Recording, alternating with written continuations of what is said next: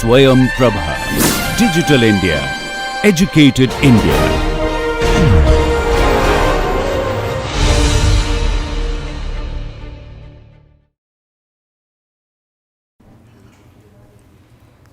So, in this session we will see dynamic programming in action for exact exponential algorithms. Right? You would have seen dynamic programming as an algorithmic paradigm, you would have seen a lot of examples,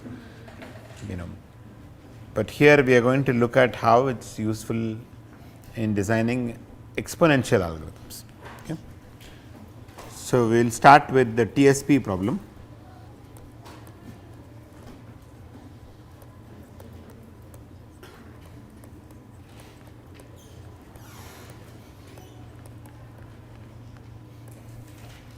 So, this input has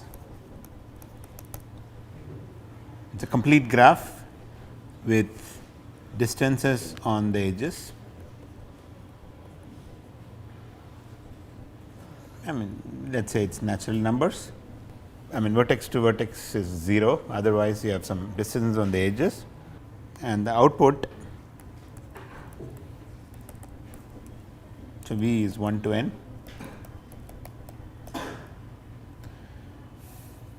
And the output is a permutation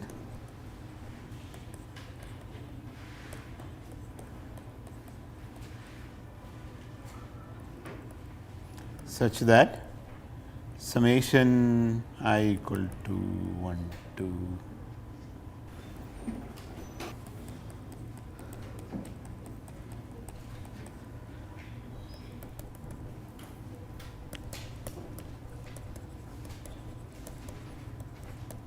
so this is I plus 1 mod n.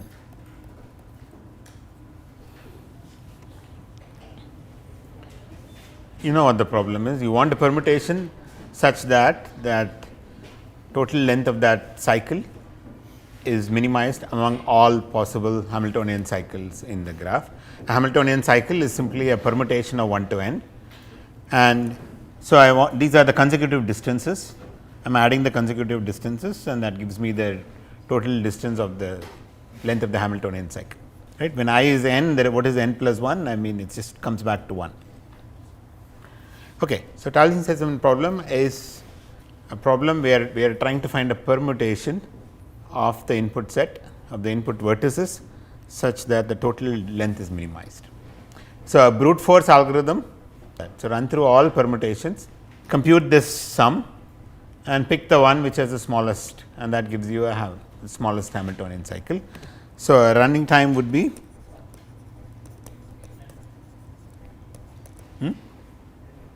n factorial times n to compute this number, right. So, run through all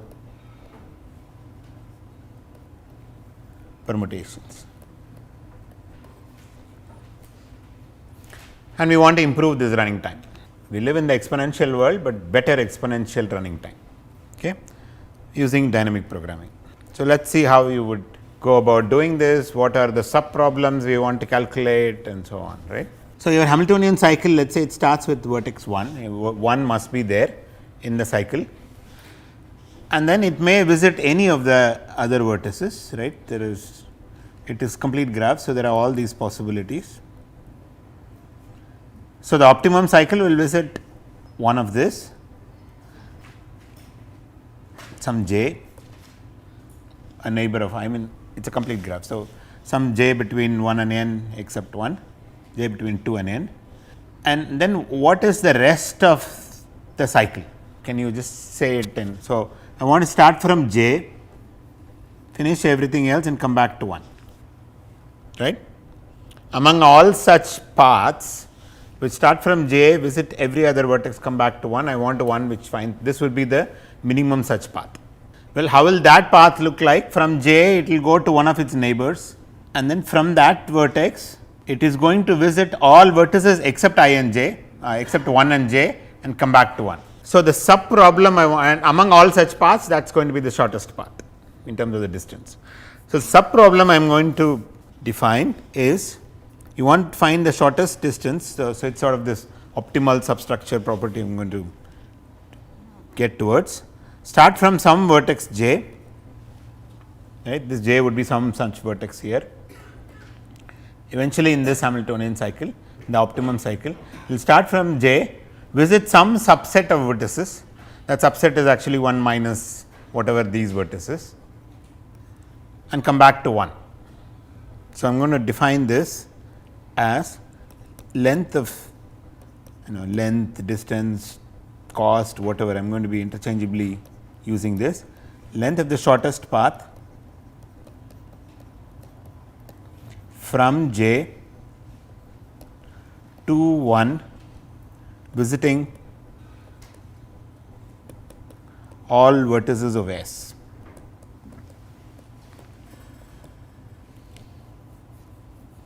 So, S would be a subset of 2 to n, and it contains j. Okay. So, all I am saying is any optimum Hamiltonian cycle, if I just break up and start from some intermediate vertex and look at the path, then that path must be the length of the shortest path from that vertex to 1, visiting whatever the vertices left are. So, I am going to try all possible subsets. Okay, so, what is my goal? I want to reduce from n factorial to something like 2 power n. N factorial was all permutations, 2 power n is all subsets. So, somehow I am going to get to try all subsets kind of thing, then I will have a 2 power n kind of an algorithm. So, from j to 1, so 1 is some fixed vertex, S is some subset of 2 to n that contains j. These are the sub problems. Okay. Now, in dynamic programming, much of the work is in coming up with what are the sub problems. After that, everything will fall in place, right. What would be the base case? Suppose S is empty, right. You will go in some incremental order. So, suppose S is empty, then do you know this number? No, watch carefully. Okay, I say J is in S. Okay. So, I want S to contain at least J, right. Suppose S is a singleton set J, then so S is not empty because I want J to be in S. Okay. So, if S is a singleton set, then what is this number? Just read what is it saying, right. Length of the shortest path from J to 1, visiting all vertices of S, but S contains only J. So, I have visited it. So, what is that length? dj1, the length, the direct edge j1, right. So, base case d of j comma singleton j, because this is equal to, what do I call d? Yeah, okay. So, this is exactly dj1. This is there in your input graph, so you can compute this. Now, at the induction step, right. So, assume that you have computed this for all sets of small size, because okay, yeah. So, assume djs computed for all vertices j and subsets S contained in 2 to n of size some at most k, k is greater than or equal to 1, because for 1 we have computed it. Now, I want to compute for a larger set, I want to go from d j s, s is of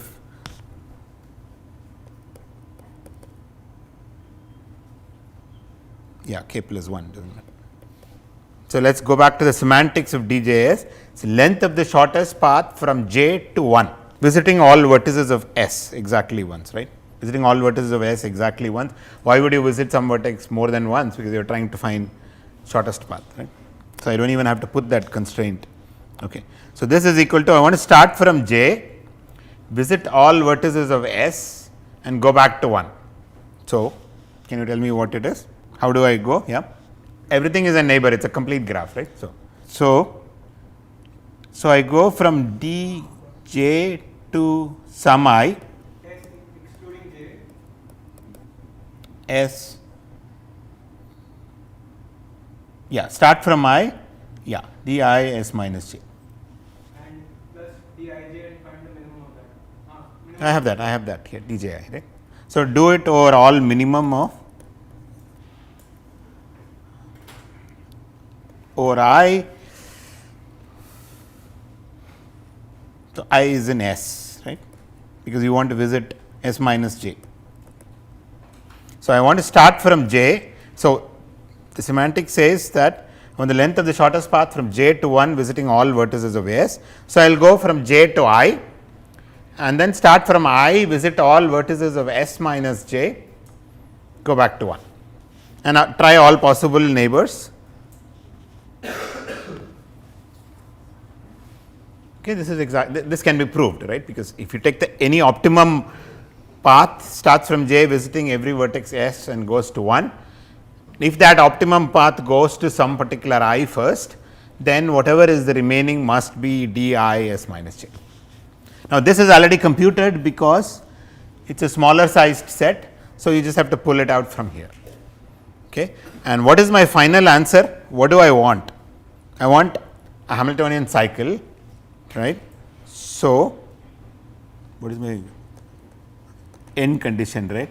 I want to start from, the final answer would be minimum of, I want to start from 1 and go to some I and then I compute d I v minus 1,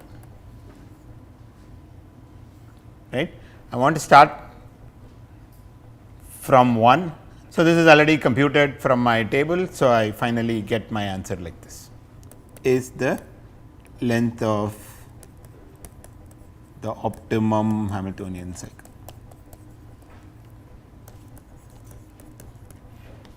So, this is my nice dynamic programming algorithm. Let us see how much time it takes.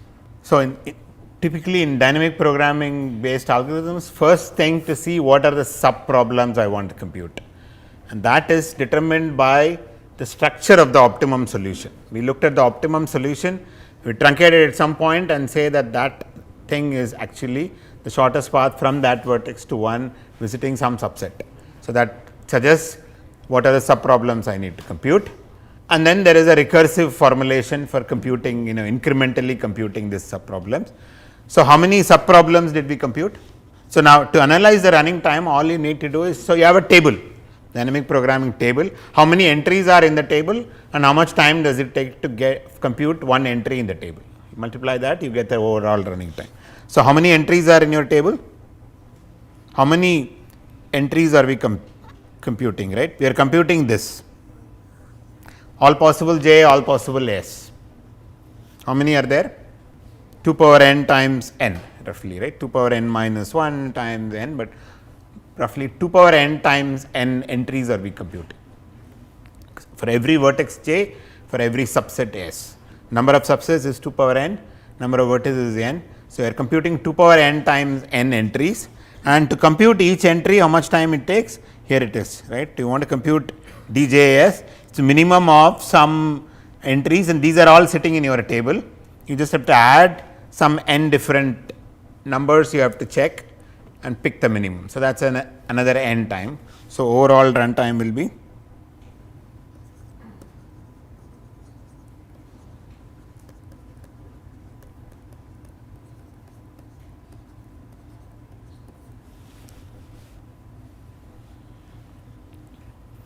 okay. So, this is an old 70s algorithm due to Held and Karp.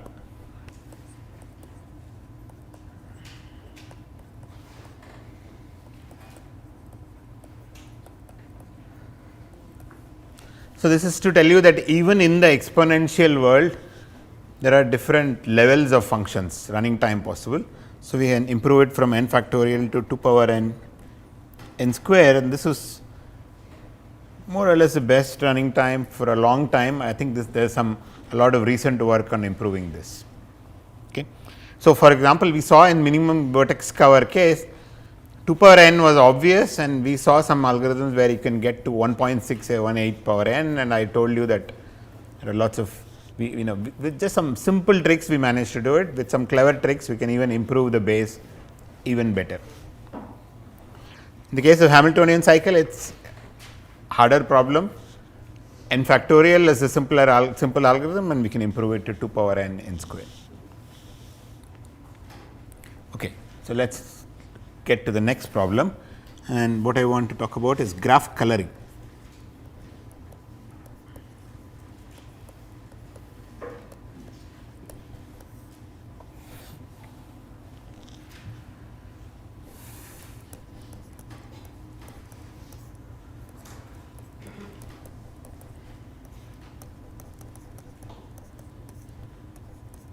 chromatic number of G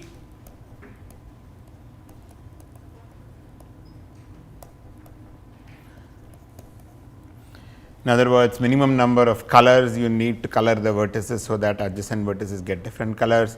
In other words, what is the minimum partition of the vertex set into independent sets, right? Each color class is an independent set. So, you want to partition your vertex set into color classes. Each color class is an independent set, and you want to know what is the minimum number of such parts you can break your graph into.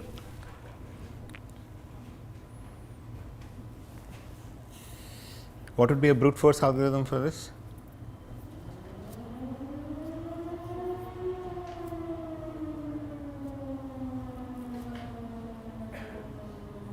So, let's simplify it, and suppose I say is chi of j less than or equal to k. If it's bipartite, you can check polynomial time, but I am asking is it 5 colorable? And so, what is what is the try all possibilities algorithm? N power n, k power n. Yeah, if I ask this specific question, that means what? What are you trying? For each vertex, how many choices are there? K colors. If k is the number of colors I want to test, each vertex has k choices. So, k power n. So, I try 1, 1, 1, 1, 1, 2, 2, 2, 2, 1 here, 2 here and all that. So, each vertex has k choices. So, there are k power n different possibilities. So, once you fix one possibility, you can run through your edges and check whether endpoints get different colors. So, brute force gives you k power n.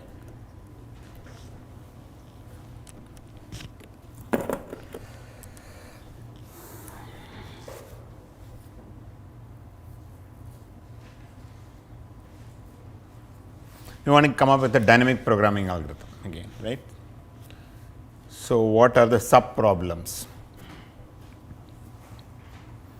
So, what you do is just look at the optimum coloring and try and study some properties of it, and that will suggest you what are the sub problems you need to compute. Okay. So, let us say you have fixed one color, some subset of vertices, you have colored them with one color. And if you delete those vertices, then what is left must be an optimum coloring for the remaining graph, right. If there is a smaller number of colors to partition for the remaining, you would have done that and gotten an overall smaller chromatic number, right. So, this suggests what I am going to do is I am going to find optimum coloring for subgraphs, subset of vertices, and I want to look at subgraphs and find optimum coloring, and then gradually build towards optimum coloring for the whole graph. Of course, I have to try, I do not know color class 1, so I have to try all possible color classes. Okay. So, here is a DP based algorithm.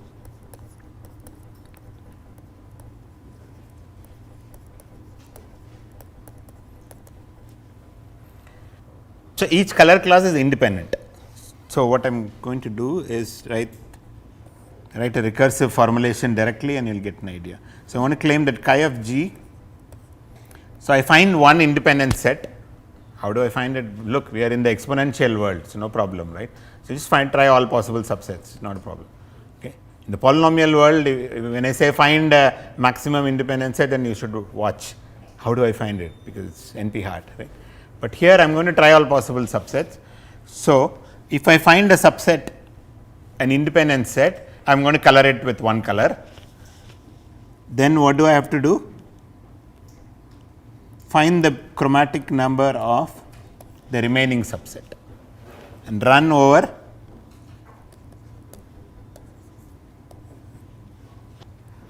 all independent sets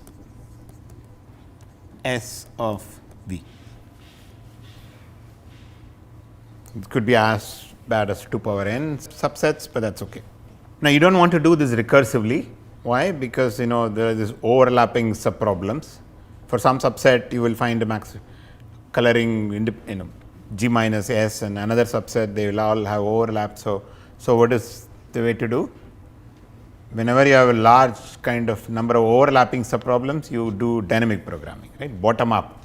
So what are the subproblems we need to compute? This tells you what you have to compute, right? So you want to compute the subgraphs, find the optimum coloring of all possible subgraphs. So I will do this in an incremental fashion.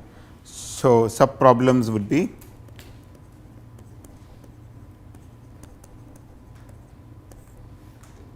the induced so chromatic number of the induced subgraph of some x.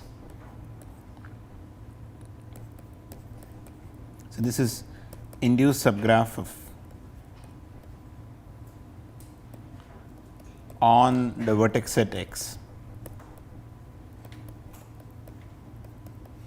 Right. So you pick some subset of vertices, and I want to find the optimum way of coloring it. How do I do it? I will do it in a bottom up fashion anyway, because that is the problem we are looking at, and we will gradually build towards it.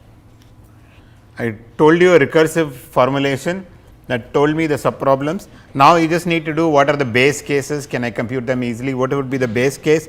Induced subgraph on vertex set 1, it requires one color.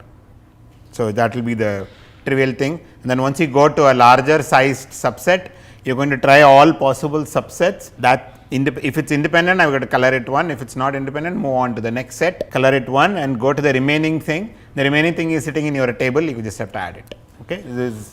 I do not want to simulate it in an example, it is going to be. So basically, if you have a graph on some 5 vertices, first I will say try all one element subgraphs. I know I need just one color. Now I go to 2 element subgraphs, induced subgraphs on that, and I know that I will color an independent, find an independent set there that requires one color, and the remaining coloring is just sitting in your table, compute them. And if it is an empty graph, it requires 0 colors. Okay, so this is the entire algorithm, and eventually you will get the entire vertex. It start from, so base would be G of x, where x is a singleton. And once you get to vertices, 2 elements, 2 vertices, you look at independent sets of those 2 vertices, color them 1, and whatever is the remaining, if it will be a 1 element set or an empty set which you have already computed, take it from the table. Now let us see how much time the whole thing takes, right? And dynamic programming algorithm. So there are only 2 things you do. How many entries are we computing? How much time does it take to compute 1 entry? You multiply these 2, you get the running time. How many entries are we computing? Here it is, right? The subproblems. So how many subproblems? For every subset of vertices, I look at the induced subgraph, I am trying to compute the optimum coloring. So it is 2 power n possible subproblems, right?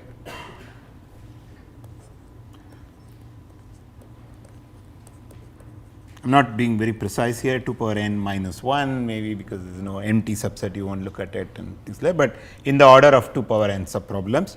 And how much time does it take to compute each solution, right? Well, this recursive formulation tells you.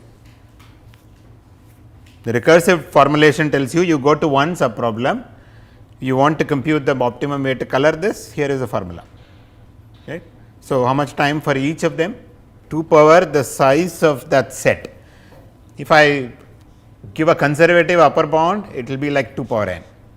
So 2 power n into 2 power n, it is 4 power n, right? So time for each subproblem, so it is 2 power I if, because I am running through all possible subsets and then I am computing, just adding something. This is sitting in my table, this is not a recursive computation. You have to pull out, add these 2 numbers, I am doing minimum. So it is 2 power I where I is the size of the vertex set.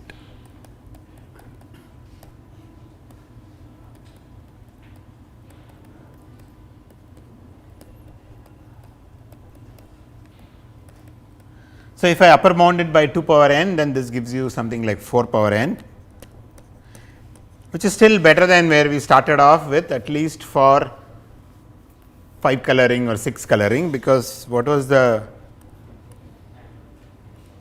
we had a k power n. So, if I ask you, can you color the vertex set with 10 colors, the brute force will be 10 power n, but we managed to get to 4 power n. But a tighter analysis tells you it is actually not 4 power n, 3 power n. Why? It is not 2 power n for every subset, right. If your subset size is I, then it is 2 power I, right. If you are working with problems of vertex set of size I, it is actually only 2 power I. How many vertex sets of size I are there in your whole graph? NCI. So, for n choose I problems, it only takes 2 power I, you sum it over all I. What is this number? This is exactly 1 plus 2 whole power n, right, because instead of 2, if you had x, this is the binomial expansion n choose I times x power I, actually x power n minus I, but that is okay, n choose I or n choose n minus I, does not matter. So, this is 3 power n regardless of k for any. So, you want to do k coloring, is the graph k colorable? The simple brute force algorithm gives you k power n, but using this you can improve it to 3 power n. Actually, the same algorithm with a little more tighter analysis you can improve slightly better. How? Because if you come back here, I am not really running over. Okay, so here is one little observation I need to make. At least one color class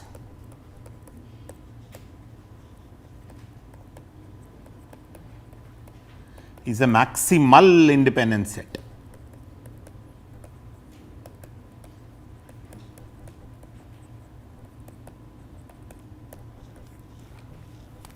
Take your optimum graph coloring, it is colored partitioned into independent sets.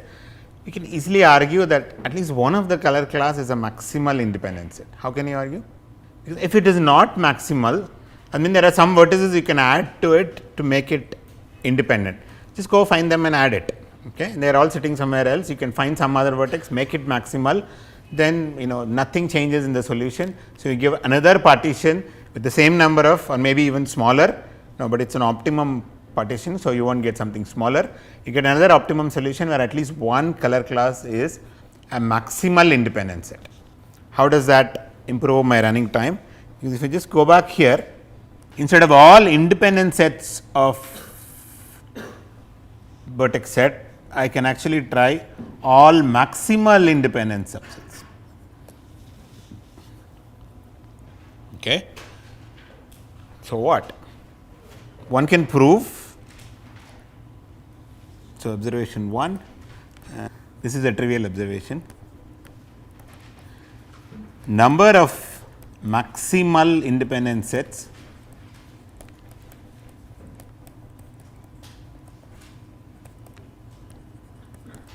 in any graph is at most 3 power n by 3. It is never 2 power n, it is much less than that. Okay. So, because we are looking at maximal independent set. So, let us suppose a whole graph is a perfect matching. Okay. How many maximal independent sets are there? 2 to the power the cardinality of the matching. What is the cardinality of the matching? N by 2, right. So, if the whole graph is looking like this, perfect matching, how do you get a maximal independent set? You can pick exactly one from each of this matching, right. That will be a maximal independent set. You can't improve it anymore, and there is, you can't even remove anything, because if you don't pick, you can one from a matching edge, you can actually pick. So, that number is at most 2 power n by 2. Okay, so it is not 2 power n, it is like 1.4 power n. What would be an example graph where the number of maximal independent sets is 3 power n by 3? This should give you a clue.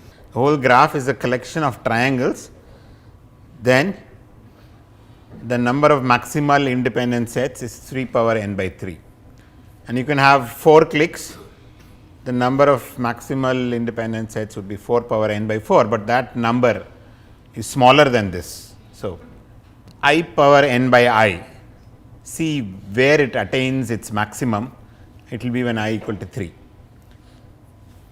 And this is the class of graphs that achieve this maximum thing. So, in any other graph one can show that, I mean this requires a proof. I have just shown you examples of graphs where you can achieve this many maximal independent sets, but one can prove that number of maximal independent sets in any graph on n vertices at most 3 power n by 3. Okay. So, 3 power n by 3 is something like 1.44 power n, because 3 power 1 by 3 is 1.44 something. Okay, so let us come back to our how all of this is improving my algorithm for coloring. We are only running over all possible maximal independent sets of that graph. So, here this won't be 2 power I, this will be, so this number is 3 power n by 3 is the number of maximal independent sets you are running over. So, instead of 2 power I here, you will have 3 power I by 3, which is same as I said, some 1.44 power I. So, this will become instead of 2 that number. So, this will become instead of 3 it will be 2.44 power n. Okay. So, even for 3 colorability, 4 colorability is the graph k colorability, independent of k you have an algorithm which is less than 3 power n. And turns out you can actually improve it even to 2 power n using some principle of inclusion exclusion.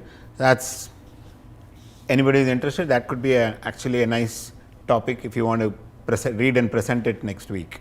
I can give you a reference for it, that one can actually improve the running time of this to even better to 2 power n for testing 3 colorability. Okay. So, we saw a range of problems where for vertex cover 2 power n was like immediate and we can improve it to 1.6 kind of thing. Here for graph coloring, getting to 2 power n requires a lot of hard work.